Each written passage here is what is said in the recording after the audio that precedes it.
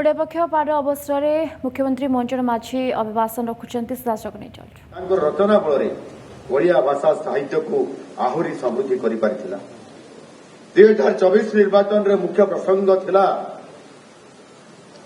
ओडिया अस्मिता। कारण से समय ओडिशार सामाजिक राजनैतिक और अर्थनैतिक सम्मान उपरे कुठारघात होता एवं गोटे दिन नुह 2 दिन नुह गोटे वर्ष नुह 2 वर्ष नुह लगातार भाव में वर्ष वर्ष धरिक आपन 24 वर्ष कही पारती 30 वर्ष कही पारती 50 वर्ष भी कही पारती एपरिक कोटी ओडिया प्राण प्रभु जगन्नाथ जी निजे स्वयं ओडिया सम्मान प्रतीक तांको भोट पाई व्यवहार मध्य करा जायतिला।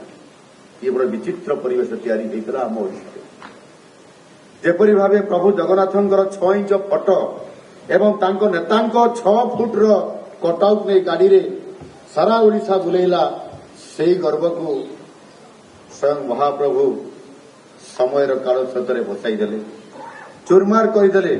कथार अच्छी अति गर्वे हत अलंकार यह हूँ सबुठारु बड़ प्रतिफलन।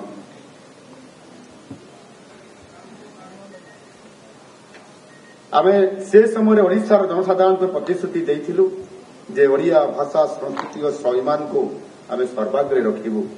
तेणु यार फलस्वरूप आम सरकार आसबार प्रथम वर्ष ही प्रथम सरकार शपथ पाठ कर दिन ही गोटे घंटा पर आम कैबिनेट बैठक डकाई से निष्पत्ति आम नहीं ओडिया अस्मितार कथा को प्रतिफलन करने आम 4टी प्रस्ताव को अप्रूवाल अनुमोदन करूँ कार्यकारी करने से दिन राति ही आम पुरी श्रीमंदिर को गलु एवं पुरी